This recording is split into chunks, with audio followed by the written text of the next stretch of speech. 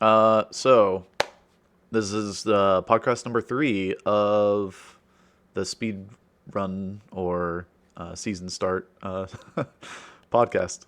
So Gymnasium here. Hi. We're missing V Truth and Lucky today. We have McCall and Rob, and I guess McCall can give yourself a little intro if you would like. Okay. Yeah, I'm a Cobb. I'm pretty much a Diablo 2 speedrunner. I've been doing it for, gosh, it's been like 5 years now. Played pretty much every class, every category in Diablo 2, but I've kind of got the rap for being like a barb runner. So in Diablo 4, that is literally the only thing I've played as a barb. I think I've made a couple level 1 of other classes, but yeah, all I've done is barb. So um, I'm a father. I've got 2 kids, wife, Pink here. She streams sometimes. You can go check her out. But yeah, I stream a couple times a week. Sometimes I try to be competitive with the speedrunning scene and trying to bring speed into the Diablo 4 universe. So there you go. That's Let's all. go, man. Yeah. Fellow Barb enjoyer. I like that, Yep. man. Oh Well, no. which class did you mainly play in D4? Also, mainly Barb? Just only Barb. Dude, that's the spirit, man. Hear that, guys? I Barb main. tried. Let's I'll go. I mean, talk. we're gonna get a lot of buffs, right? I'm looking forward to that next week. I made a Twitter recently so I can make my first Twitter rant about Barb. So maybe we'll have fun conversations about that.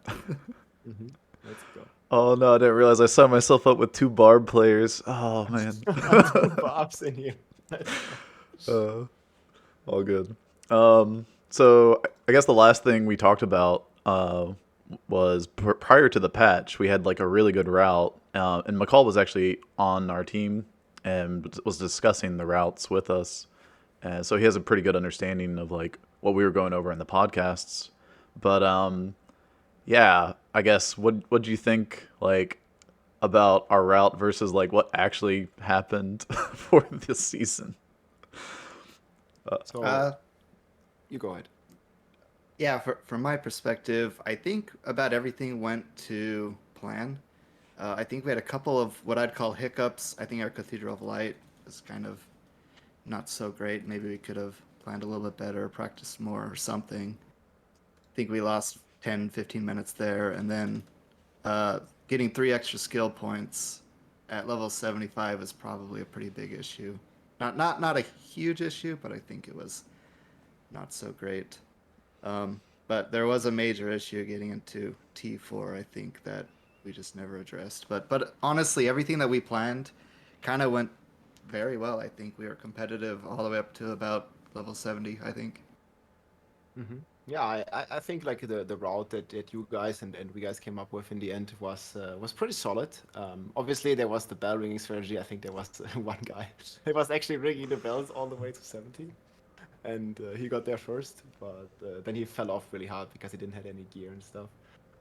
What we experienced in our group was like some horrible server issues actually. Like I don't know on Europe, it was really bad, man. I couldn't play for like an hour straight or something, Oh, and dude. that was like really unfortunate. And we tried then, like we actually used the VPN and then went to the American server. It was completely fine. So it was like only a you thing. And I think there's many people like here in the podcast and on my stream that can relate. Like on Europe, the servers were down at the start. I mean, it was like prime time evening in Europe when it started, and it was worse than on launch by a mile, and was a bit unfortunate. But then we still catched up a bit. I think strategy was great. I think we were actually like pretty early in World Tier 4. Like we went there at like 54, 55, and then started playing there.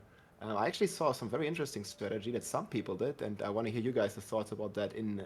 They were doing T1 Champions Demise split farm, like all the way up to level 50 or something. And I think they were like, aside from the Bellringer guy, they were like rank 2 that team. It was like 4 sorceresses or something that were split farming Champions Demise. So that's some very nice innovation. And what do you guys think about that? Like also for future races, is that any like chance to beat the counter routes? Yeah, so it was interesting. They upped the drop rate in World Tier 2 for the items. I don't know if that's what caused them to fall off later or if it was just because they're sorks. Probably the latter. But yeah, the the Champions Demise farm was really quick. And I don't know. I mean, it could also be that they were also Sorks as well, because like an early game Druid or Barb is not suited to farm, a solo lane in Champions Demise. So that would be really rough. But maybe in a group of 4, you send the Barb and Druid down the same lane, and then you have like a Rogue and Sork or a Rogue Necro, whatever, doing their own solo thing. So it's interesting. I think maybe we could have thought a little bit more about like doing that split after we figured out that the dungeons were not. That was the thing. The dungeons were not the min area levels, right? Like they had lowered them all to just player level. So Halzar was no longer like 35 to 40, or Kyrgyzstan sometimes there's like 45 zones. You had these areas that were all just on your level, which means that you could go and get any aspect you wanted right away, which is another thing that like threw me off and our whole team, because the really good druid aspects are locked behind really high dungeon min levels. So Yeah, I don't know if that was obvious or not, but that we discovered that during the race. And I don't know if that was in patch notes or if anyone really knew about that, but it seemed like they knew about it. But it also seemed like that was their plan anyway, whether it was at level whatever they started or level 20. I believe it's a level 20 dungeon. But yeah, I watched a lot of Sork solo runs, and I think I didn't get to watch it, but Jim was part of like a 3-man Sork speedrun, and it seems like that's easily the best class at the beginning. So we figured we would catch up when we saw what they were doing, but it was really innovative, and yeah, they kind of crushed it at the beginning. Yeah, it's great to see, man. People thinking outside of the box, preparing and coming up with new ideas, and we'll see how we'll implement that in the future. I also saw, like, I mean, you mentioned Sorcerer. I also saw like Kano, like he was there on like level 30 or something when we were like level 10 because we couldn't play, and he was like so far ahead of everybody, and he was playing alone, Sorcerer solo, and he was crushing it. So yeah, really looking forward to that. Like, what's you guys' plan? Like, like leading up to like season 2 or something? Like, you're gonna do this like on a weekly basis or something? Like, test some runs, test some strategies, try new things, or how's that looking for you? Like, min max the entire process. yeah, so I want to. Well, there's a few things I want to do. I want to continue speed running the game and figuring out like what's the best for unlocking World Tier 1, unlocking World Tier 2, and going through like all 5 different classes and figuring that out. That's kind of like where my motivation is. But also, I kind of want to level up a Necromancer too, because that just looked like a blast. So, Oh yeah. I mean, the Necro was a big surprise, I think. Like, I didn't expect it because everybody was like, they saw all the Necro nerfs, obviously, like damage divided by 2 or something in the recent patch of the Necromancer Bone Spear build. But then they gave it this crazy unique, the Little Swarm with the Bone Storms, and the two hearts, like the auto curse and the auto corpse explosion and corpse tendrils. I mean, like Necros were just flying. Like, how did you experience that with Virtuth in the group? Like, was he carrying hard? I don't know if he really was at the beginning. I mean, he was holding his weight for sure, and the corpse tendrils were just busted for how we were approaching it. But I think it was pretty obvious once we hit about level 68, level 70, he he could move into Nightmare Dungeons, and none of the rest of us could. And we looks like we saw that with those 4 Sorks as well. It seems like everyone just got like decimated when they tried to make that transition. But the first team, number 1 team, kind of just crushed it even from the beginning. So it was good. We were debating not having a Necro, and at least we kept that in our group. Exactly our discussion, and we actually, I mean, I was making the decision if I wanted to go Rogue or Necro, but after the Necro nerfs, I was like, well, okay, I want to play Rogue. I haven't played this before. I mean, Rogue was also super fun, but yeah, Necro definitely had the edge there, both in group pulling and also in the end game. Like, it's fucking insane, and this build is super fun to play for sure. Yeah, I think one of the big things that Necro has the advantage over Rogue is that they're ranged, not melee, and with the damage reduction nerfs, Rogue really suffers from that later on, especially because, I mean, Necro can just stand back and shoot, and the Rogue has to get up there and, well, with Twisting Blades anyway, has to get up in melee, and Twisting Blades is just the best leveling build, I think. So, as far as the hearts go, and like that's I think what brought Necro online more so. Well, I mean, the Lilith's Wall did help, I think, but the hearts were actually really insane for Necro, and we didn't realize how crazy they would scale. I think with the Necro, they have the one heart will automatically use corpses for you.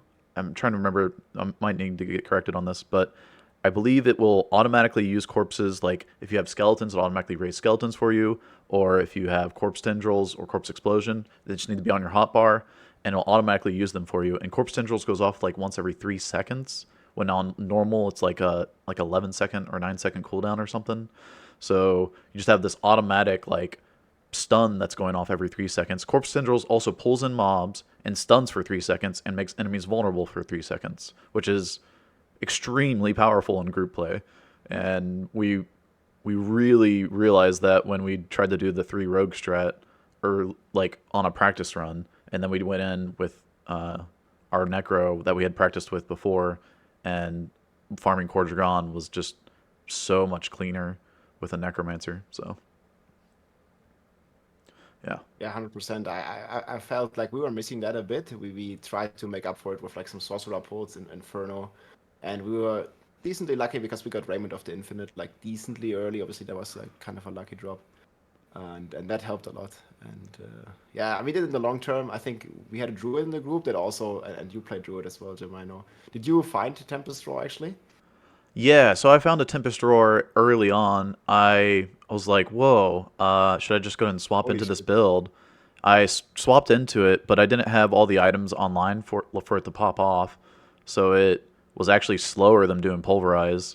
And so I just swapped back. And Mhm. at the, I mean, at the time, I was just like, well, I don't want to go into a build that I don't know what the budget version does compared to like the in-game version.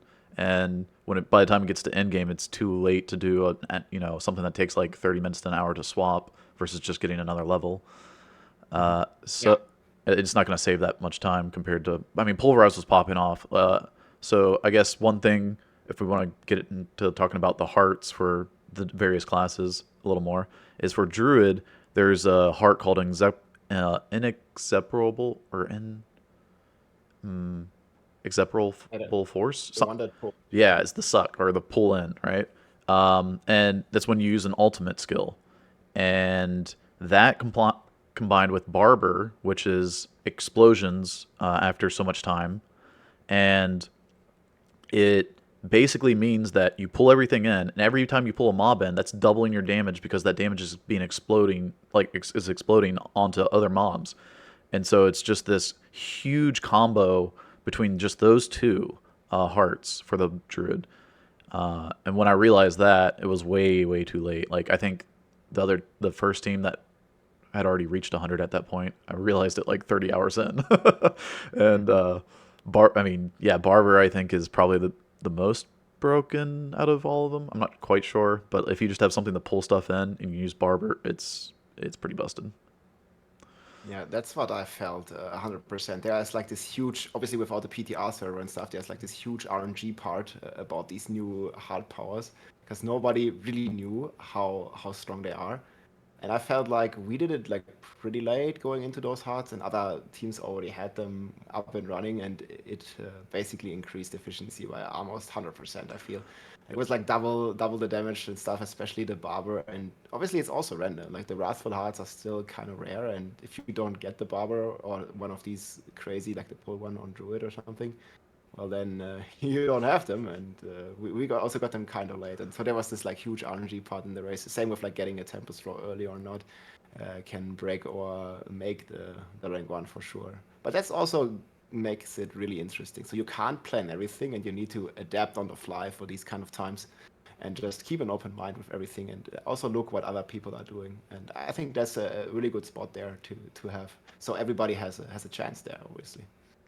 Yeah, and I think that's where our team kind of, we came in ill prepared. Is we didn't know much about the hearts. At least I didn't. And same with our team. We got the hearts online way too late. I think I was probably like low 70s before I really started like making sure that my rings and amulet were the right one to get the right ones online for barbarian. It seems like we focused a lot more on the early game and kind of neglected the late game. And then all of us were just so busy, like the 3 days leading up to it, that we didn't really get to digest the patch, I think, and adapt on a solo level and as a team. So it was, I think that's kind of where our team fell apart, was right when we hit the Nightmare Dungeon level 68, level 70. We didn't know what to do. We didn't have the right classes. We didn't have the right specs. And being brutally honest, I don't think our synergy was very good in Nightmare Dungeons either. So it just all fell apart for us, I think. Yeah, and then the tiredness kicks in as well after like being there for like 24 hours or something. And then Yeah. if it's not going like super smooth or you don't like 100% know what's the best to do right now, you have to do some like quick thinking, and it can definitely be a bit rough. We had a similar experience at some point after we saw just how the Necro was blasting. I mean, it was just one-shotting everything, like even up to like Rift 30 at the time, and well, we were doing pretty well as well, but they were just like very efficient, and obviously they finished it in one session, which is impressive. He was here, League One earlier, the guy who made rank one with his team on his Necro, and yeah, they were talking a bit here with me in the chat, and dude, they were blasting. Like they went like I think 31 hours it took them. So for me, it was like 10 hours longer. Like it took me 42 hours to reach it. Like I mean, there was a sleep time in there, so that's without sleep. And yeah, they made it in one session, and I slept. And I think you guys slept once as well, right? Or twice? I don't know. What was the final time for you? Yeah, so playtime 45 hours for me and 45 minutes. So Yeah, that's uh still super fast though. but, I mean, yeah, so compared to my previous time, which was like 84 hours, I was like 40 hours faster. But the I mean, compared to launch, like we knew basically very little.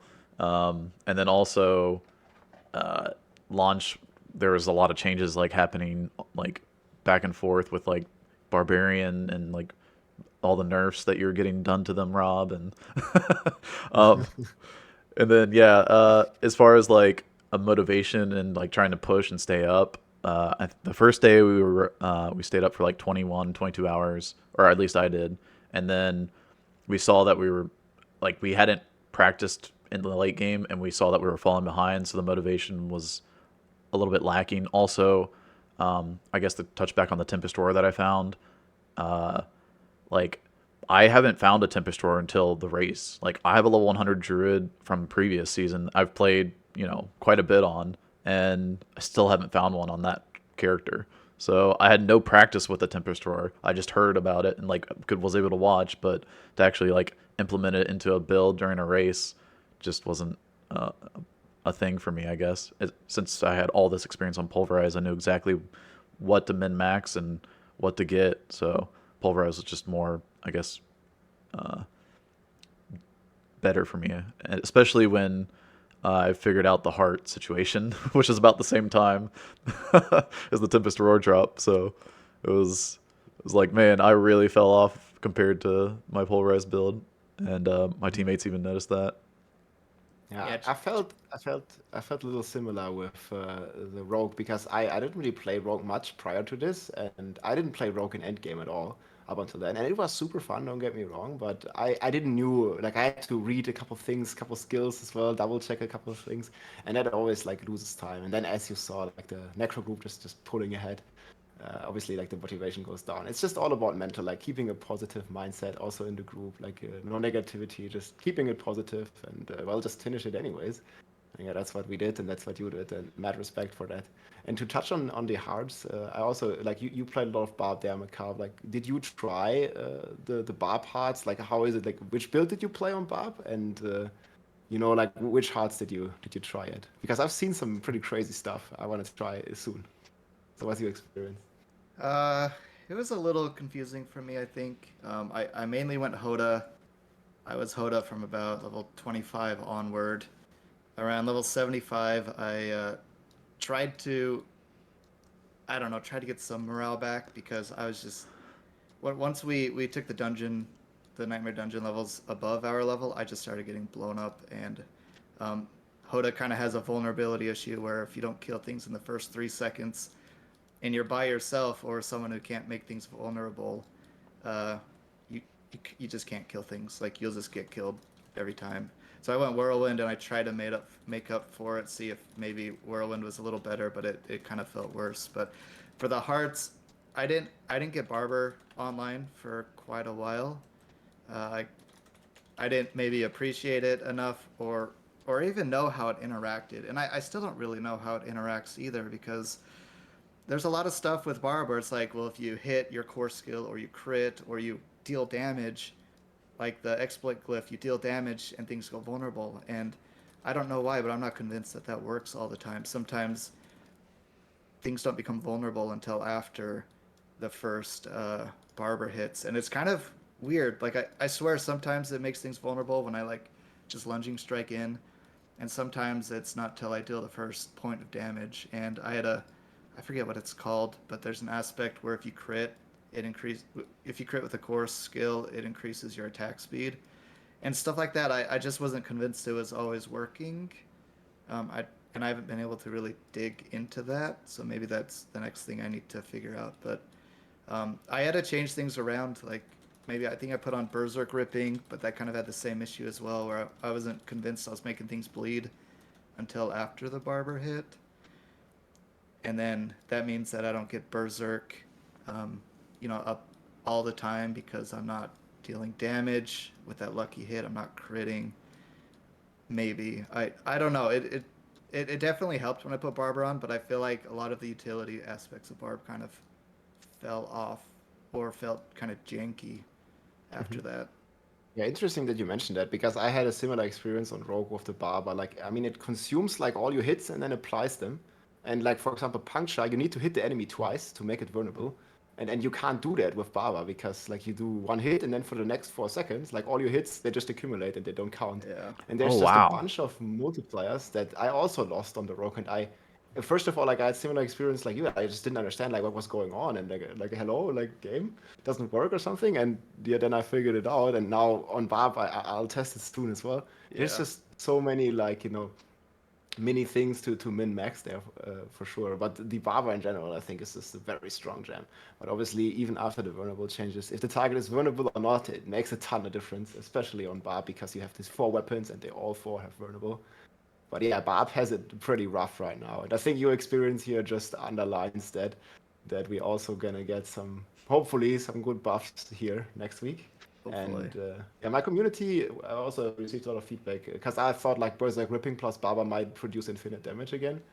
But apparently it doesn't work at all. So like, when you proc your Barber, you do like, I don't know, 10 million damage, and then that 10 million would be multiplied with the Berserk Ripping again and apply a new bleed that you can then consume again with Rupture, but it didn't work. So I think they already thought of that and just disabled this from the start. Dang, your chat's 5 head. Yeah. Thinking outside of the box, man. It's cool. Yeah. So I was wondering, like, I mentioned this to McCall while we were playing. Was doesn't Whirlwind have an aspect where like it pulls mobs in? I'm not a big Barb player, but I was thinking that with Barber could potentially be like I was saying earlier, pulling mobs in so that you can basically every time you pull in a mob, you're doubling your damage, or not doubling, but like stacking your damage. And then it's also getting a little small multiplier, like 10 or 12% or something like that. I think another thing about Barber is that when you like crit a mob, right? That's when the Barber procs and then all the damage they absorb.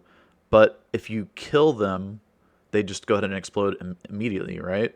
So the little small things won't just be invincible for 2 seconds for no reason, or 4 seconds for like no reason. Oh my gosh, sorry, I just had a Windows thing.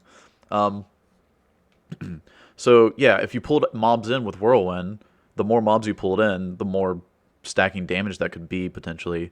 I was thinking that would be powerful with the Barb, but I don't know how the suction kind of works with the Whirlwind. Maybe I don't know. Did you try it out, McCall? I didn't. But I don't think that poll is nearly as good as maybe what you'd think. It's nothing like the Druid vacuum that you were doing. Okay. I mean, I would guess like every 5 seconds it pulls in, but it doesn't even pull things in neatly like Corpse Tendril does. It kind of pulls you within like the bare minimum melee close range around the barb. So, and I think that that's probably really good. the worry with Whirlwind is you can't do any single target damage. Like Hoda, you can at least pretend, but Whirlwind, it's unbelievably bad. You can at least pretend. Yeah, that's the Bob experience right now. I totally agree, man. Whirlwind just doesn't deal damage, man. There was just nerf after nerf after it never ended, man. Like there was like 10 nerfs to Whirlwind basically. And yeah, I mean now they're gonna buff it again. Like we'll see. But in general, I think the combination could be good. Obviously, if we have a bit more base damage, because like yeah, the suction is a bit RNG, but I think it's still at least on trash monsters, it's still good. Obviously, it's not gonna fix your damage against bosses. I think they need to rework the gores again for that or something. But yeah, I mean, we'll see what's gonna happen. The biomechanics are definitely very interesting and worth looking into because I think that's one of the most powerful gems. And I'm very sad also to see that the Barb specific gem just gives you some toughness. While all the other classes like Necro, Druid, like they got this amazing pull or they got this amazing corpses or the the curses. Other classes get a multiplier and Barb gets some toughness. So that really felt bad as well when I first read the patch notes. So yeah, we'll see what's gonna happen there. Yeah, that's a good point. I don't know. I guess all of the hearts for the other classes because we didn't have like a Sork player with us, so I haven't even gotten a chance to look into those. But I haven't heard whether those are even that impactful for the Sork. I've just I been think Sorg mainly use Barber as well. I mean, it's okay. pretty much almost every class that's just using Barber. The Sorg ones, I think there's one Talasha when you get a stack for each different element that you attack with. I think it ends up to be like a 1.3 multiplier or something. So that one's pretty okay. But I mean, versus Barber, it's still way outshined. So Yeah, we'll see. I mean, Sorcerer is one of the other classes that's on the schedule to receive some buffs because you just can't survive. Like our Sorcerer, we had a really good player there, but he was like really struggling. Like he was like trying to blast, trying to grind, and it was just so hard in the 4-man split in the Third Slayer dungeon to kill staff as a sorcerer was just tough, man. And big props to the sorcerer group. I think there was like actually the rank 2 group.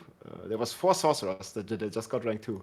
So man, they blasted, and I know they were struggling as well, but they just kept grinding, man. They only slept a few hours. They just kept at it. So yeah, huge tenacity there. yeah, that's awesome. Yeah, it sounds like they had a lot more motivation, and I They think had a lot in the tank, man. yeah, Rank 4 socks for sure. yeah. Um, all right, so the XP changes going into it this season, that really threw I know our team for a loop, and trying to like we had like a great route I thought with like hitting up the strongholds that were 2 levels higher than you always, and that was 20% more XP because you had like one level higher was 15, and then 20 and 25. So there's no reason to hit like mobs way higher because you're getting a pretty massive XP bonus from hitting mobs that you could kill pretty relatively quickly in the strongholds.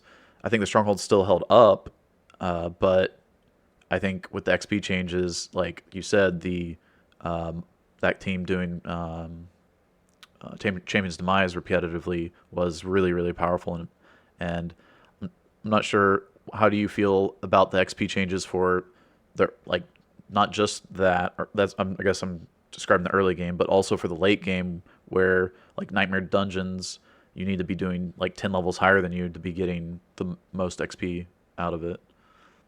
Mhm.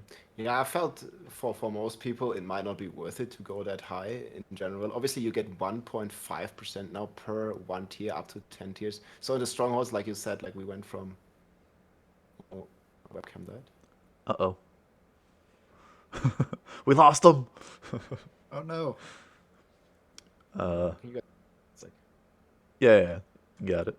Go ahead, McCall, and while he's fixing that. My turn. Yeah, yeah. The okay, XP. yeah, go ahead. Yeah. So, I'm curious to hear what your guys' opinion is on this, but some of the XP changes just felt like unnecessary, and there really isn't anything like I cannot understand where they thought the good part of some of it is. Like anything that's in the outside world, I just can't understand how they thought that that would help reducing like monster levels. I think they're like 5 levels below you after you hit like level 75 or 80 or something. I cannot fathom the reason why they did that. I just don't see any upside to that. And then with like the 3% experience per level for 10 levels, I feel like that was, or 1.5% per level. I feel like that was not rewarding enough. I know that I think Blizzard wants the leveling experience to land within a certain amount of time frame for the casual player, but I felt like 1.5% really didn't provide the rewards that it should have. In my opinion, I think 3% for 10 levels or 5% for 5 levels or even 3% for 5 levels, something that kind of feels a little bit more like rewarding. Because when I look back on the race and what happened, is you had to be the absolute most busted build that outshined every other build by a landslide for it to really help. And it did. The number one team obliterated everyone else because they were the only team that could efficiently kill stuff 10 levels higher than them. Because you have to be able to run an instance 10 levels higher than you, which is probably like, it's significantly harder with, being able to hit stuff, being able to do enough damage, being able to survive. But for every level above you, you have to be like 1.5%. You can't be 1.5% slower per level, or else you lose most of the gain. I know that there's some gain with like glyph experience and at lower levels maybe getting better gear faster, but I think that that's pretty insignificant. So I just didn't. I couldn't feel the reward except for like what Necro was able to do, and in any other instance, I think it just felt bad. Mhm.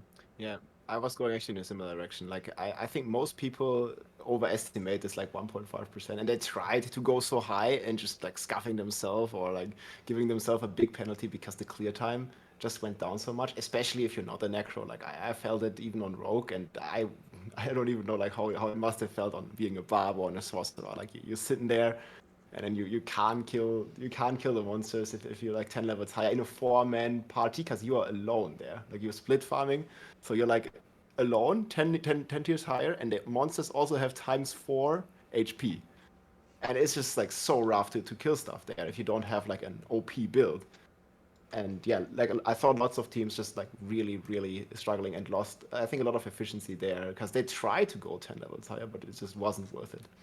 So yeah, I think like doubling this to like 3% or something to really give it like a better reward of going up would be some very welcome change. And in the strongholds, it was obviously also very noticeable. Like we went from like, what was it, like from 25% down to like 3% bonus. So the stronghold part of the race was a lot longer. And maybe that's why this Champions Demise strategy with these changes might actually be a very solid play for future speedruns or for future seasons. And yeah, really looking forward to what people like you guys or the entire community comes up with there. And yeah, can't wait for the next one. Yeah, so I guess we've already finished the race hitting 100, but like we'll be testing things out, of course.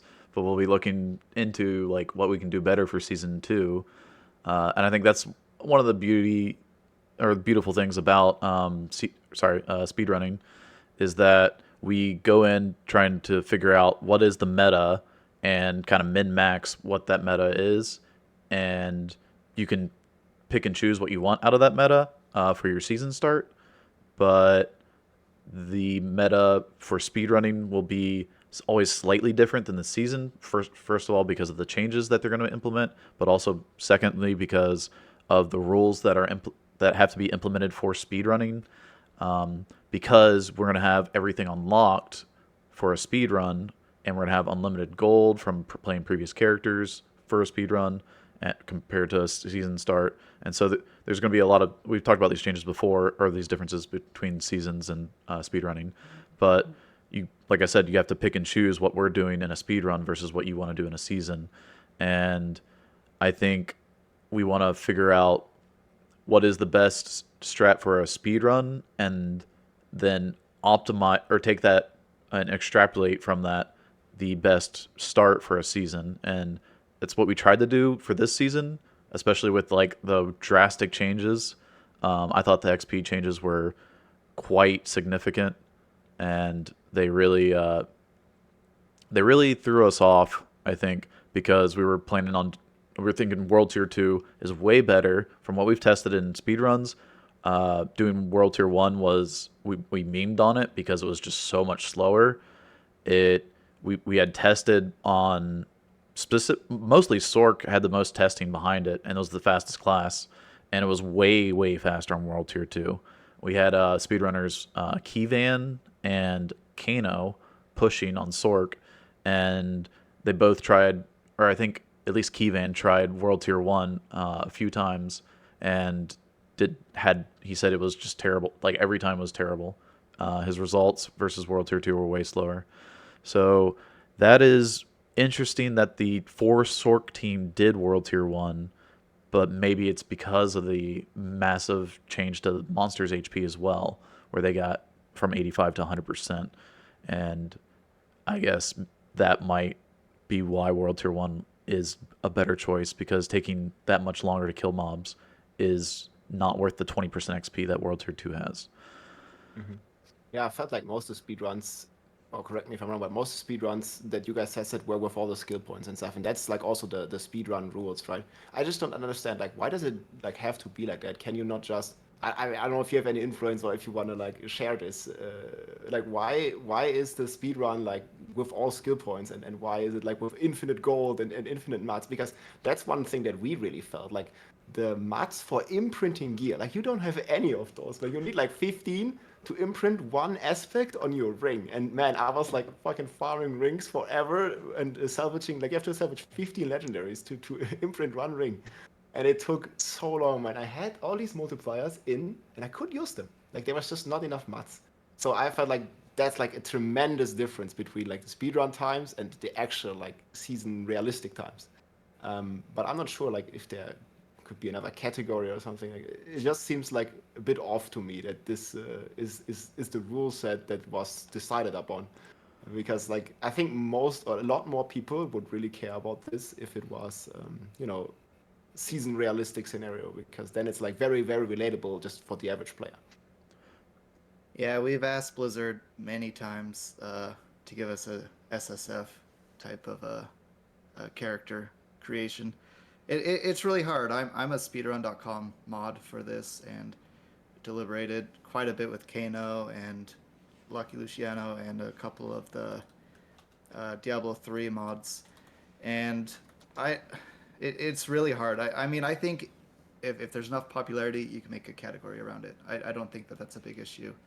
And as moderators, we do have influence on how the rules are set and what precedent we make for it. But in reality, like if people wanted to run their own category and it wasn't just a one-off run that people did, but it was actually like competitive and there's multiple people involved, then absolutely we can make a category for it. I think in this instance we like including everything because these are some pretty long speedruns. I mean, there isn't really a category that seems fun that could be like an hour or 2 hours. It's like you're committed for 3 or 5 hours, True. or before someone does the first. I don't know if anyone's done a Fallen Temple run that they've submitted yet, but that'll be like 10 hours or something. And if you started with absolutely nothing, it would be a pretty brutal experience. And that's what I like. I mean, Diablo 2, that's what you start with, and I think we all appreciate it. Getting through hell is like ridiculously hard, especially like a hardcore run in Diablo 2. And I think Diablo 4, it'll evolve into something like that, but I don't know if we're quite ready for it yet, or the interest isn't quite there yet. Yeah, that'd be cool if we get some support from Blizzard for any kind of this. Like, many people ask for like an SSF mode or something, like, or offline mode, or like some sorts where you can have like a fair season realistic environment. But I mean, in the end, like, if there's enough interest, and I think this would be the category that most people are interested in, because it's actually like very relevant for everybody for the season start.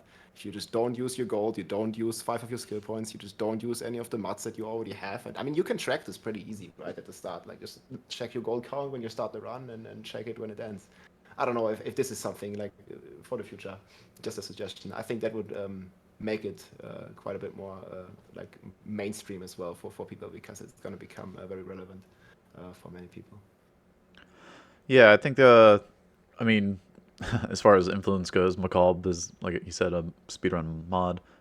We all, I mean, so there are mods that are from the D2 scene, like McCall and Kano, um, and Lucky, who's been on the podcast, and they have their say, and then there's also mods from the D3 side of things, and they also have their say. And so like we're trying to like work out what I think as far as we're concerned in D2, we have kind of this mindset of how we want to have things done, and the D3 guys have a mindset of how they want see speedruns done.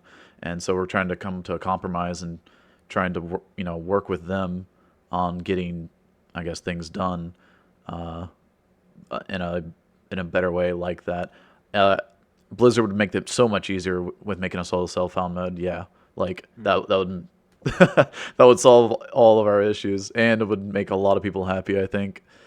I don't know about the whole gold situation that you're talking about, though, because what if you buy stuff early on, but then later on you just sell stuff to counteract that earlier purchase? Yeah, but you can't do that in the season, right? Like Yeah, correct. you just need to see that your gold never drops below X amount that you start with, basically. Correct. Yeah, and that gets kind of hard to also uh, Track manage. yourself, yeah. Yeah, check as well, because like Markalb said on a what's it called, a World Tier 4 unlock, doing the second capstone, it's going to be like a 8 to 10 hour speed run, and having to go through and sit through and check to make sure they're never dropping below so much gold Yeah, true. is almost impossible for a moderator to do, especially if it gets popular enough to where they have tons of submissions coming in. Now, I think the top runs will be more closely looked at, especially because people will go through and watch it themselves, and those will, it'll be a self-correcting problem because people will analyze it much more closely. But as far as like other people just trying to move up the leaderboard, those runs won't be checked very closely, and people can skirt the rules a little bit on that potentially. Yeah, I get the challenges. Yeah, we just need to like keep asking for it, I guess, keep pushing for it, and maybe Blizzard will help the community with that. That'd be awesome. Yeah, I think as far as like maybe we can get more influencers to just request it and kind of push for it, and just have like a little button that you click, solo self found, and it's detached from your account's resources. I don't know how hard that would be on the engineering side of things because I'm not a coder, but it, I mean, from an outside look, it doesn't seem that difficult.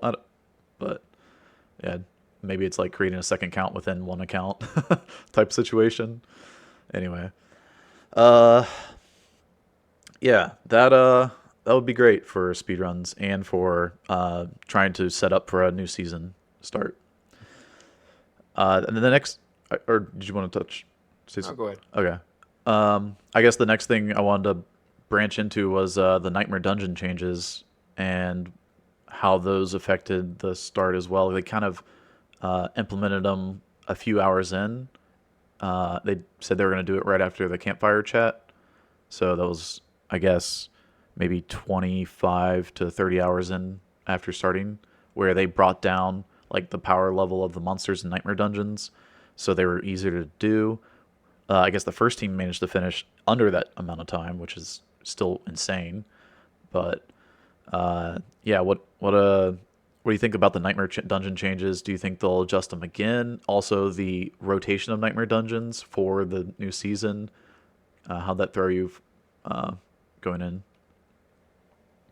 So for me, I mean, I think the changes are making it like way too easy, at least at the very high end for farming and stuff, and like with the XP nerfs, I think it feels good for the average player, and it's going to be a plus. And I think they said with these Nightmare Dungeon changes, they're also sort of looking to implement a completely new endgame system. And I 100% agree with that because I don't really like feel that Nightmare Dungeon was meant to like push and like try to clear the highest stuff because like you just get one shot there in like 99% of builds. So I think it's going to be good long term, but right now it feels a bit like has a bit bitter taste for the high end because there's not really any challenge left in the game. I mean, okay, like for like players that play a lot. Like there's Uber Lilith, obviously, that is pretty hard to kill. But as far as night managers go, if the 70 is the new 100 and there's nothing above that, basically, like you run out at the build pinnacle power very fast, and then there's really nothing to do. But the average player won't feel that. So I think for now it's a good change for Diablo 4 in general. But long term, I really hope we're going to get and see what that new system is soon. As far as the new dungeons go, I was actually very surprised how efficient the Sereth's layer was. I had like 3 dungeons in my S tier, the new rotation, the Mariner's Refuge, the Sereth's Lair, and the Commodore Temple. Did you guys had any experience in your run, like running those? Which one did you felt was there anything close to the Sereth's Lair that everybody and I think you guys ended up running that as well. I saw in some streams, and basically everybody was running that at the end. It's just the new Blind Burrows. Did you try any of the other ones, and how did those feel for you? I tried a bit myself. Around like level 75, I kind of just dismissed myself from the group because I was literally just leeching at that point and felt pretty defeated. So I kind of like, you know, logged off, went to sleep for a few hours, came back, and I think I played solo for, I don't know, a couple hours at least. And I tried I looked at your list, I looked at a few other lists, and you know, they seemed to pretty much agree that the Mariners and was Dead Man's Dredge. Was that? I think that was pretty high up there as well. And I like the layout of the Mariners Refuge the most. I mean, it's incredibly basic. It's Strats, but even condensed, even a little bit more. But I found that every once in a while I'd get a really bad stun and just die, and a little harder to survive through than like Strats. I think only explosions really killed you in Strats. But I tried all the others, and it felt like, you know, if there's an S plus tier, it was Strats, and then everything else was like an S minus or worse, kind of lined up too. So that's kind of my experiences. Yeah, that was crazy. Like after seeing the XP that they were gaining in Surats, we were trying to jump around from various S tier dungeons, and we did do a Surats. And I remember thinking, yeah, this is kind of like a Blind Burrows, and we all like kept repeating that it's like Blind Burrows, but I think it was actually better than Blind Burrows because Blind Burrows has like 2 loops, right, and then goes toward the boss, and so you can split on those loops, but then the boss room's a little bit far away, whereas the boss room in Serats is right in the middle. So after you loop, you kind of just route right into the boss room. It's really really good. It's I think probably the most well designed dungeon, uh, whether it's solo or group play. It's a little loop, and you got like little things on the outside to hit, and the events inside that dungeon are also insanely good. Last Stand and stand or anyway, those events just had crazy XP. I think the only thing is that the poison, you're just in there like drinking health potions like candy. You're just like because the poison is insane, especially when you're fighting mobs that are higher level than you. It gets kind of wild in there. Dude, the poison was so ridiculous. The only way my roll could survive was like I stacked quite a bit of injured damage, and then the poison was kind of bearable, but still very, very insane. And I also felt the Sarah's Lair was just so good, especially for Necro, because like all these spiders, they split into more spiders, they all produce a corpse, and they also all give you essence, they all get a curse and give you essence. And on top of that, for almost every class, it was also like the best choice by far because you have the barber gem now, if you had it, if you were lucky enough to find one. And every little spider creates another explosion that then does even more damage to all the other mobs, and you could even like completely obliterate all the elites there. And yeah, there's almost no backtracking in this dungeon as well. And the bosses were in the middle, like you said, awesome layout. And yeah, I think this is like a huge W for dungeon. I just really hope they can bring some of the worser dungeons bit up to speed with that, because like no backtracking, just like full blast. It's a lot of fun, and yeah, big W I think on this one. Yeah. So I guess I didn't even think about that being so insane for Necros, even more insane for Necros. That's a good point. The density in that dungeon is also, I think, pretty insane. Getting, like you said, the extra spiders from the carriers or hosts, and yeah, you just avoid their poison explosion, and it was a free, I don't know, like 10 extra mobs right after killing it. Uh, so Sirot's, yeah, like McCulb said, is like S plus tier, and everything else is like, I mean, it's just a clear winner, well above everything else. Uh, I think also, like, there was a dungeon in S tier that I thought was a little bit more lacking, like that had chargers in it. Like, it seems that some of the good dungeons that are put into S tier will have chargers, and they should have like maybe an asterisk for hardcore players because chargers are going to ruin your day in those dungeons. Um, so I think like Uldor's Cave is one that's like a good one, but it has those chargers, and it. I was thinking, man, this isn't this is considered an S tier dungeon, but if you're dying, then the S tier is not really an S tier if you're much slower because of these deaths. Hmm. Yeah, I felt like Mordor's Cave is definitely on the dangerous side, but this seemed to be like one of the best dungeons for solo players. It doesn't really scale that well from my testing in group because it's like very linear layout. Like you can't really split much in there, like in contrary to some of the other insane dungeons that are in S tier. But yeah, for a solo player, Uldo's Cave, like those monsters that there are, like these chargers, they might be very dangerous, but they feel to have like a very high XP baseline, like just like trees or something like these. I always make the assumption, and I think this is true in most games, that like the heavier the monster, the more XP it gives. It's true in Diablo 2. It's, I think, to a degree. It's true in Diablo 3 for sure, and in Diablo 4 it feels the same way. Like those trees or those chargers, like they have a lot of pounds, and they give a lot of XP. I feel so. That's good for solo players, I felt. Yeah, and going off of that, I really like Dead Man's Dredge as an instance, and I'm actually looking at your list right now and kind of surprised to see it C tier. I thought other places it was ranked a lot higher, but you feel so good doing Dead Man's Dredge. You know, you're killing all those ghouls, you're clearing through it pretty fast, but then an hour passes and you're like, where did that 30% of the XP go that I would have gotten almost anywhere else? So yeah, killing the bigger monster. Is it called a sprite? The monster character model themselves seems to give a lot more experience, or just a huge number of them, like in Sirot's lair, where you have just a lot of spiders, even if a lot of them are a lot smaller. Yeah. Uh, you wait. Whose tier list? Rob's? Yeah.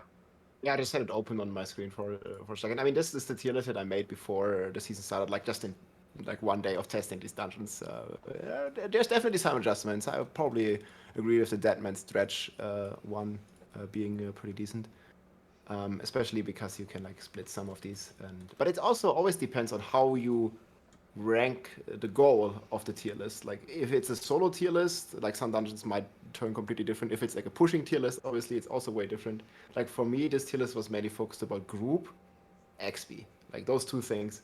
Obviously, like in pushing and like if you want to do like very high clears, it's much easier to not have a dungeon that has a boss, for example, and all these little nuances. So there's obviously a lot of tier lists that are made with different goals and different parameters in mind. Yeah, I mean the guys that do the testing for these dungeons, like God bless them, that takes a lot of Oh time, yeah. and just going through some of these terrible dungeons that are like sometimes poorly designed, where you're backtracking a lot, or they just have like really deadly monsters in them, or just very low density in them. Yeah. Uh, so we get to actually have a tier list. Shout out to the people that are doing that. I know like I've heard of like Rax, Anrax, and Woodijo doing those. So have you done, I guess, your own testing of those too, Rob, with a group? Hmm. Yeah, I mainly did them in the group and just tracked like a couple runs. And I mean, a lot of people like they just track one run from like second zero to like end of run, but then they don't track the reset time or like the time it takes to do certain things in the dungeon and what you want to skip or what you want to do. And Hmm. I, for example, on some dungeons, I excluded the boss because for me, in my tier list, it was just not worth killing it. And we just, I think, what's an example? The Comdor Temple. It's basically like Champion's Demise, the layout. I don't know if you noticed. It just doesn't have that much density. But it's pretty good in terms of like there's golds in there and big spearmen. They give a lot of XP. They can be dangerous as well. But overall, it's just a triple split that you can do. And obviously for group, this one is just like way higher ranked than for a solo player because you can just triple split these and then just leave before you even have to kill the boss. So there's all these like different nuances. But yeah, big shout out to all the people that do a lot of testing. I mean, every point of data helps so much, especially if we're working with such a short time frame from they just push these out, the season starts 2 days later, and then during the season start we also get a rehaul of how difficult and how the XP and damage scales in Nightmare Dungeons. So yeah, the more people in the community that test the stuff, the better, obviously. Yeah. The more data points we can get, the better graph we can make for sure. And I guess on Maxwell they had a solo leveling uh, a dungeon guide, and it worked kind of for group, but yeah, like you said, Older's Cave is kind of a linear path, so it's way more solo versus like a Strats Lair or Dead Man's Dredge where you can actually duo split, or even Champion's Demise where you can trio split. I don't think there's any quad splits though. Mhm. I Yeah, don't. that's missing. But I definitely felt like it was very similar in the stronghold farming as well, because so many people came in and asked me why I farm Quadriga and not Temple of Rot, and then this is also goes in that direction, right? Like some of the strongholds like are just way better suited to split farm with a forming group, and some like Temple of Rot is way better for a solo player. And as long as kind of communicate that and see the goal of these tier lists in mind, or the way parameters work. As we'll just like explain it to the people. Yeah. Yeah, one Oh, of my big wish lists for Blizzard is that it doesn't come down to one or two places. It's a lot better balanced, at least to a point where it's kind of negligible. I actually reached out to Blizzard and I was like, "Hey, I'm a pretty seasoned speedrunner, and I could maybe game test stuff for you, at the lower levels, in the leveling experience, and maybe give some good feedback on that." But they turned me down. They didn't.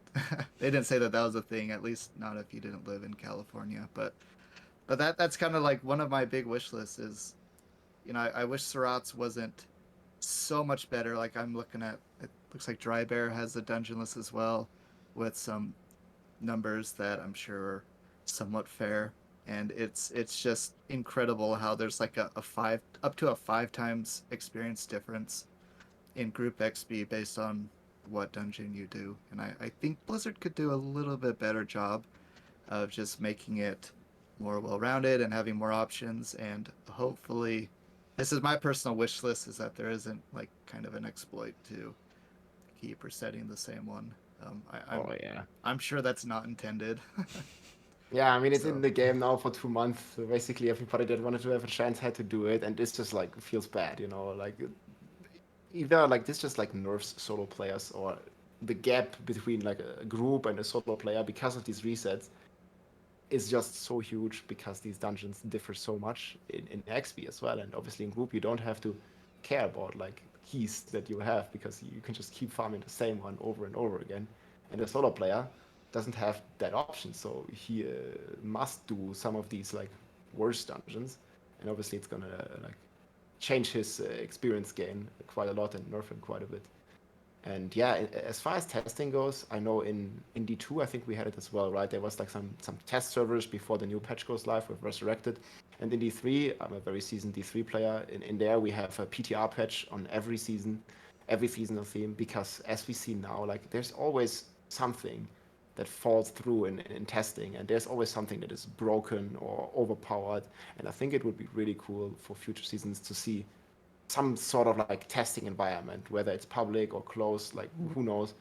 But I feel that would be very good for the game, and also for the like just integrity of the season and the race, because they are planning to make these leaderboards and stuff, right? And obviously there will just be exploits and these kinds of stuff unless there is some proper like system to kind of like test these and get at least the most obvious things out of the way. And I mean the developers, they're doing a fantastic job, I'm sure, but there's just no way to keep up with the collective intelligence and also time of playtesting of the entire community, right? If you make like a public test server, you will get some good feedback, and 99% of these crazy bugs will be figured out and reported and hopefully fixed. So maybe that's something that's gonna definitely has the chance to improve Diablo 4 and seasons coming with leaderboards, hopefully in the future. Yeah, I agree with having a PTR. I almost said podcast, but yeah, I mean Blizzard's been doing podcasts too. That's great. And if they do come out with a PTR, hopefully they will announce it in the podcast. That way we can, start planning on testing things for our streams and getting out some good info for the community, as well as like getting things fixed for Blizzard before a new season comes out.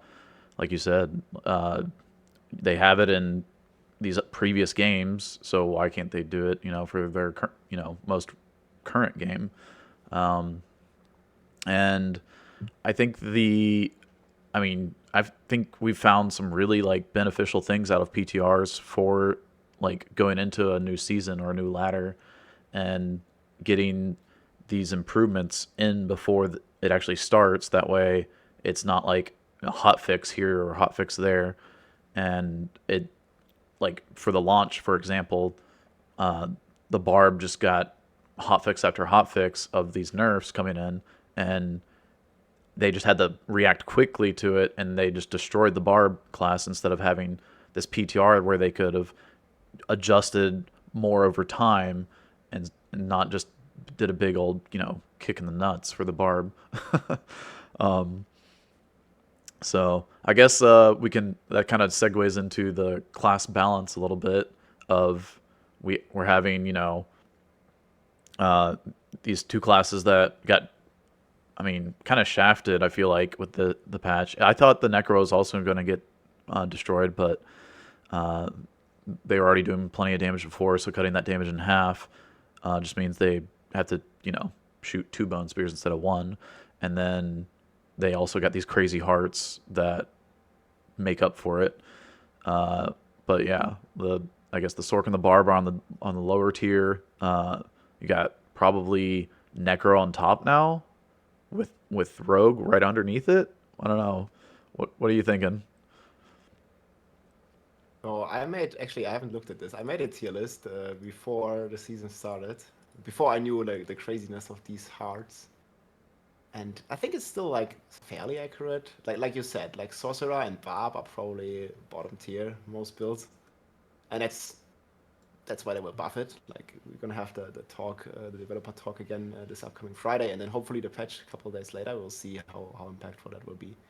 But yeah, I think it was a surprise for a lot of people that the Bone Spear, even after these very severe nerfs, I mean, the damage got reduced, but I think I did the math at some point, it was like 55% less damage. So you're only dealing like 45% of the damage.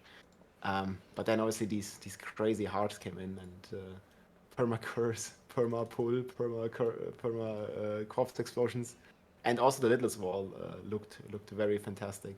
Meanwhile, other classes like Sorcerer got like some meme item like the Oculus is like such a cool item in Diablo 2 or such a nostalgic item as well. And yeah, it's just like sad how they implemented that kind of stuff. Unfortunately, I mean, we'll see. Like the teleport randomness just feels bad, particularly when the class is that squishy as the Sorcerer. And I think Druid, I mean, maybe you can talk a bit about that later, Jiv, as well. Like, I think the Druid is in a very good spot, especially in the end game. Obviously, leveling could be a bit improved on Druid, but end game looks very strong. It has Threat, it has Vornado, that is really ridiculous. The Pulverize is very strong as well.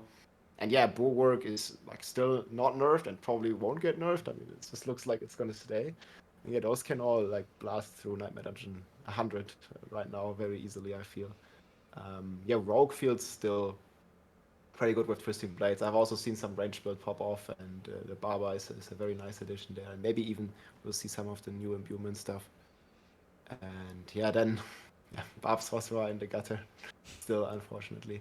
And I feel like on Barb, the hearts don't really have a big impact, apart from Barber, which is like a generic heart for all classes. But Barbarian doesn't really have a class-specific heart that really does anything real on the offensive side. So I'm hoping for some changes there, but we'll see. Yeah, I haven't I said earlier, I haven't really played the other classes that much, so I can't speak too much to it. But strictly from like a leveling perspective, it just seems that Necro kind of just dominated. I don't know if Necro's gonna really hold out being S tier and all aspects of the game. Maybe, but it seems like for leveling, Bone Spear Necro just kind of dominated everyone. And I think that there's some part of Bone Spear Necro that it seems that they were able to stay outside of town and really just push in the content. Whereas most other classes, it's like Jim goes to town for 30 minutes, comes back, and he's blowing everything up.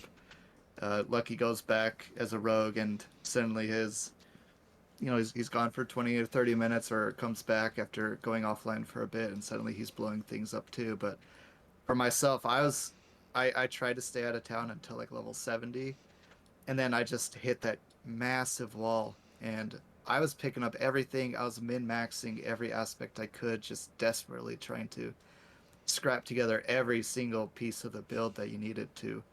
Because Barb, you have to be very well rounded. You have to have the damage, you have to have the survivability.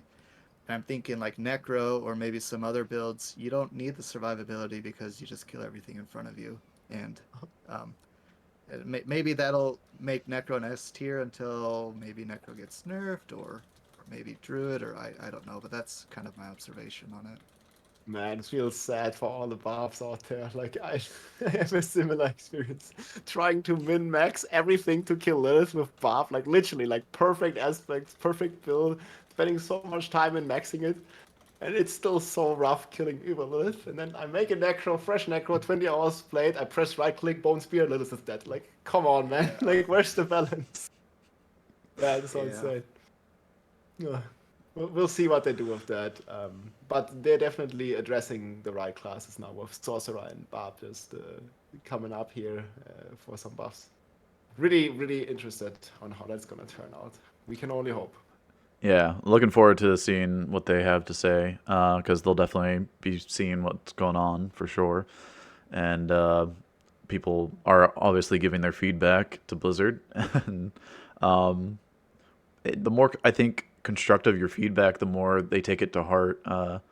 I've noticed like if you have a very good way of putting out your feedback and forming it instead of saying this sucks, but saying why it's bad instead of that it just sucks, and explaining the reasoning, I think helps them kind of consider and take your opinion more seriously.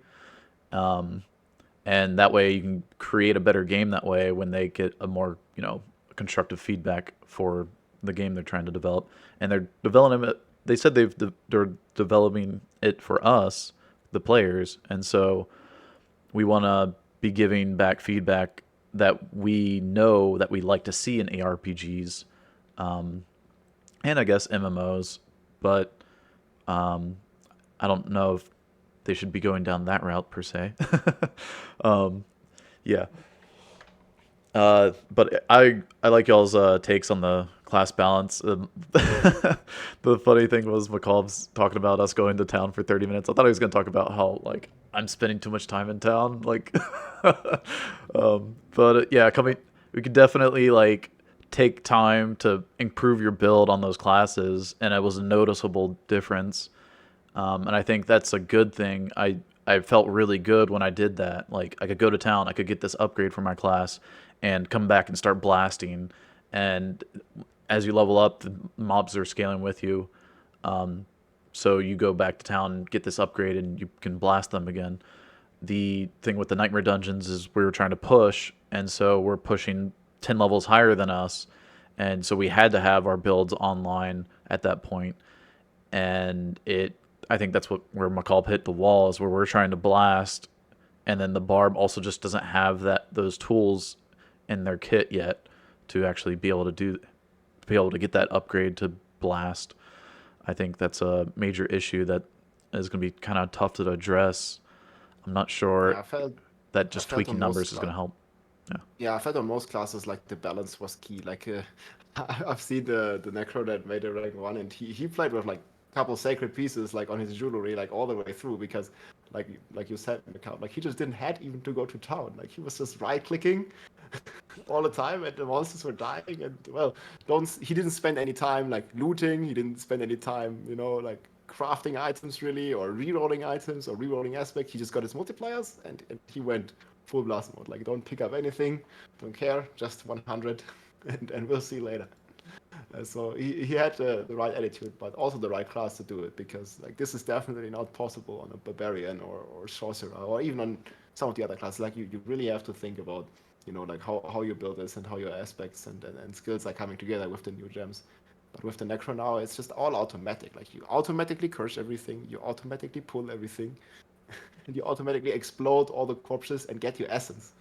And I think the other crazy thing is in the seasonal pass, there was also the exposed flesh aspect for Necros that gives them 30 essence on lucky hit.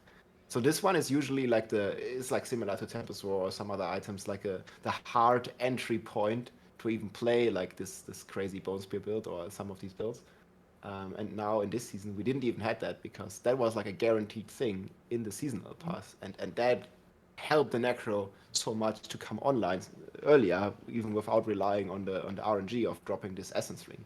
So yeah, there was really, I think, a really good time on Necro. Yeah, the seasonal thing, like, so Druid does struggle in the beginning.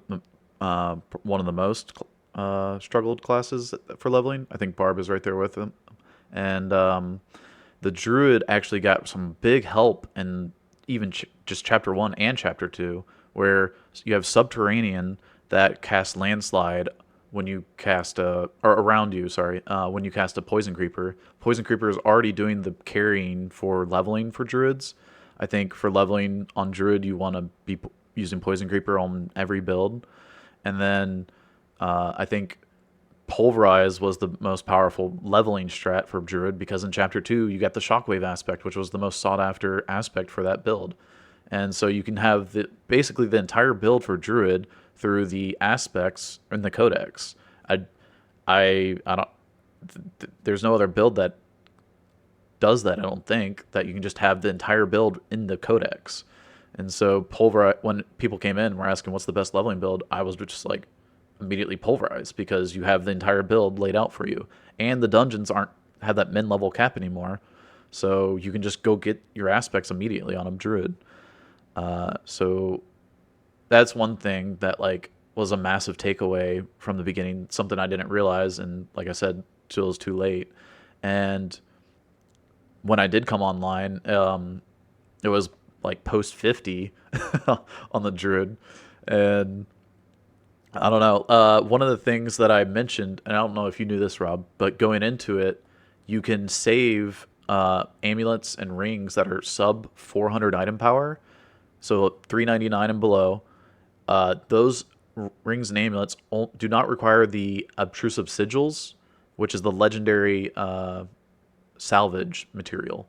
So you could have a low level amulet and ring all the way up until the 70s or so, and then at that point you've already salvaged plenty of gear, and you can swap over to a much better amulet and rings.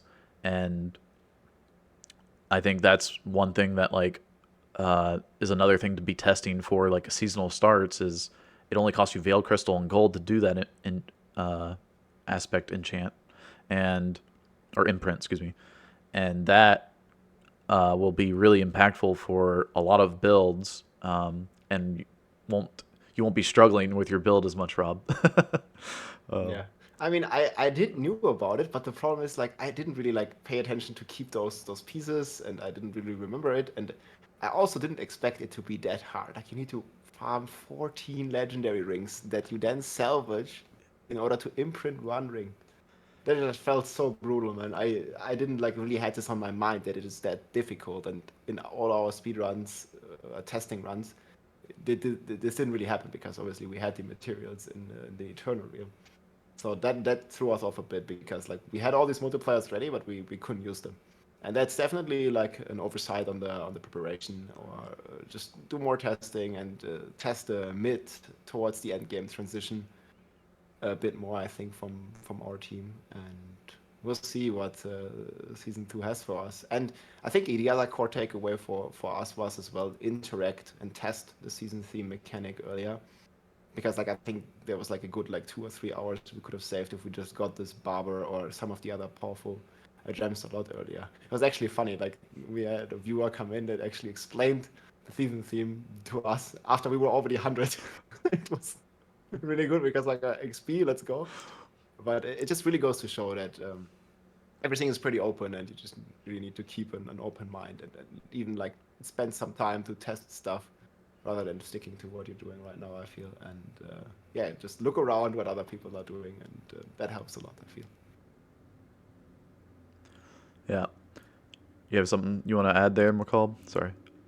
Yeah, so I'm pretty excited just to prepare for season 2. I really don't know if I can do these like 40-plus hour runs.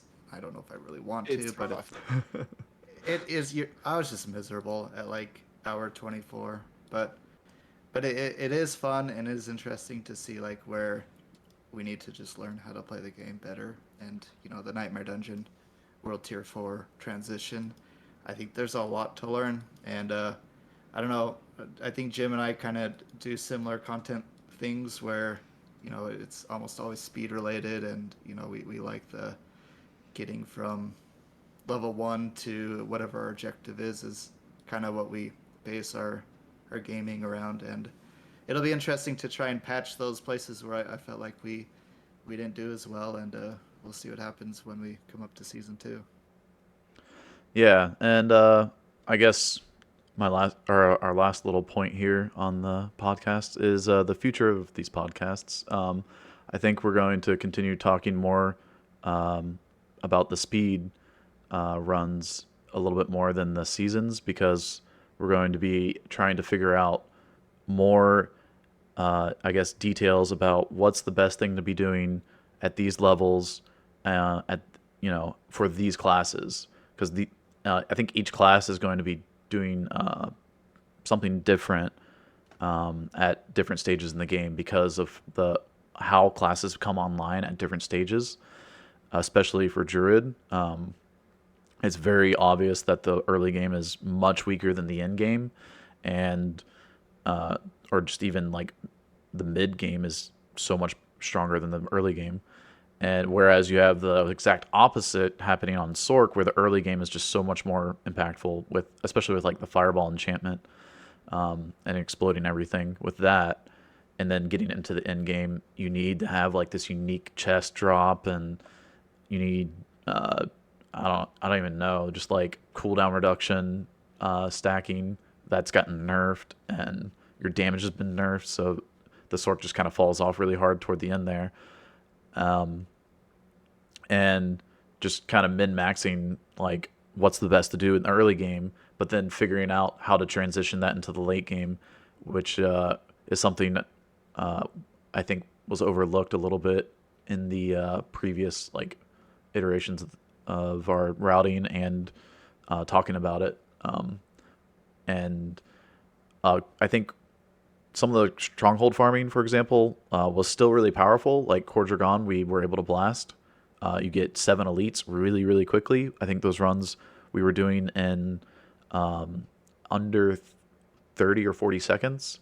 And the reason I remember that is because I have my ultimate that's a 50-second cooldown. I had a little bit of cooldown reduction, but I would go in, use my ultimate, we'd blast it, and then we'd come into the next run, and my ultimate would still be on cooldown, waiting for us to be able to blast it again. So yeah, I think that's where we can, I guess, continue the future of the podcast, and also bringing on other guests like McCall, other speedrunners, and talking with them, getting their perspectives. Obviously, Barb perspective from McCall is a different perspective than Lucky on Rogue, or V Truth who's on Necro, or me on Druid. And Rob, you've hit both Barb and Rogue and seen the differences there. I think the classes have a very good identity to them, and I think it allows us to have a very good, I guess, conversation about the nuances of each class at different stages in the game. Yeah, feels really good, and also feels amazing to see all this evolve and be min-maxed even further, especially with like the group synergies and how the skills and classes can work together in the different stages. Because like you mentioned it, some classes like Barb and Druid have it rough in the start, but if we get some buffs, they might be able to help the team in the mid game, where for example the sorcerer falls off or hits a wall, or in the end game. And I think like the synergies and just figuring that out is just really interesting. And obviously we will see how all that is gonna change and evolve, also with more and more content and more balance patches or new seasonal themes that are brought into the game. So I feel like there's definitely a very interesting aspect every new season to this entire thing that refreshes it and potentially completely changes the meta, like these hearts will do. So I'm really looking forward to what the speedrun community, what you all guys, or the entire community comes up with here for the times, and see how fast we can do it at some point. I mean, because it seems like mainly they're not going to do any more nerfs after the recent talk and the recent patch. So I'm expecting to get quite some power creep here over the next seasons. So maybe the total time to reach 100 will come down from these like 30, 40 hours, like maybe down to a more realistic one session, like maybe like around 24, 25 hours, which was actually my expectation coming into this race to be done a lot earlier. But then, like you guys said, like the XP nerfs and some of the stuff hit really hard, plus some server issues. But again, the first team did it in 30 hours, so it wasn't too far off, just the other class composition than thought. And for other reasons. This was the reason that the hearts were so strong. So we'll see. There's definitely fresh wind every season, and I can't wait what the future brings. Yeah. And hope to bring you back on, McCall, in a future pod. If Yeah, you, it's fun. yeah. Well, for me, guys, we have to wrap up because my parents are here and they're hanging out with my brother downstairs. They came to hang out, so we have to call it short. Sorry, but thanks for joining me, Rob and McCall, today. We'll hopefully get a fourth one for next week as well, and try to iron out some of the. We'll be doing some more testing in the season one and trying to iron out some of these starting builds for each class. All right. We'll see. Thanks, guys, for your time. Take care. See you soon. See you guys. Bye. All right. Sweet. Yeah. Hope you all enjoyed that. Thanks for watching, YouTube. I'll see y'all in the next podcast next week. Or actually, I'll be probably uploading some speedruns this week, and then we'll be doing the podcast at the end of the week. Like and subscribe.